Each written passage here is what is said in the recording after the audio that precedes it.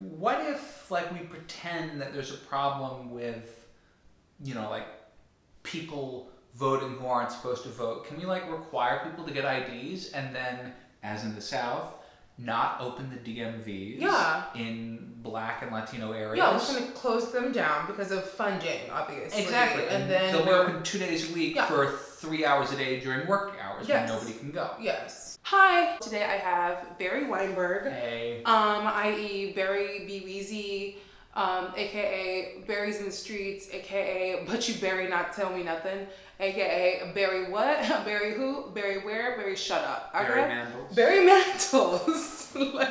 aka Barry Bush. And because his Bush is Barry.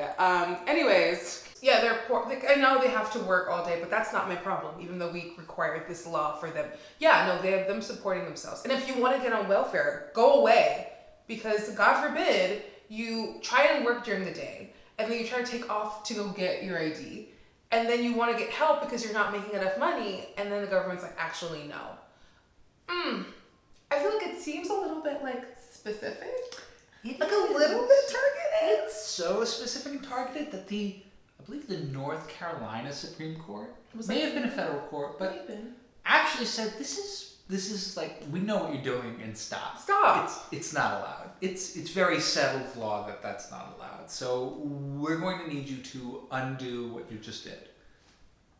And this is in no small part because people have outsourced their political thinking to people who many times are often on the crazy part of crazy.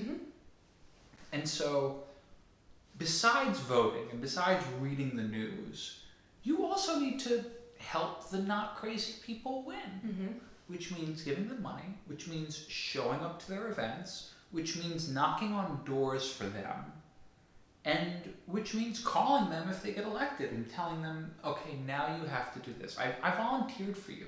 And this is where we get into having an actual influence on legislators. Yeah.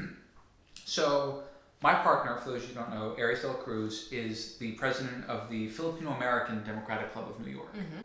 So there was a nonprofit that had been trying to get congressional signatories onto this bill to give Filipino veterans who fought for America in World War II the gold medal. The Philippines was a U.S. colony at that point. Aries calls. Aries says, hi, I'm the president of the Filipino American Democratic Club. They're like, oh, let me transfer you to our chief of staff. Right away. Yeah. Look, what a difference. Because, why? Because not only do they know that you vote, it's nice that you vote. Yeah, it's cute. They know that you get them on the ballot, and they know that you get other people to vote for them. Yep. He got I think the entire New York Democratic delegation in the House and the Senate, and then I think a couple of Republicans too, signed on to this bill, which passed with massive support. But the more you invest your time and energy into politics, the more it pays off. And so you should run legitimately. And you say, oh, I don't know anything about politics. I have a friend. If you do not know anything about politics, I have a friend you need to meet. I will put you in touch with him. His name is Google. So and he knows everything. Everything. Just ask him. Google and he will know. Literally has a bevy of knowledge that you can just, access with a touch of a button. It's incredible, really. I don't know who my city councilman is. Google. I don't know who my state representative is. Google. I don't know who my state senator is. Google.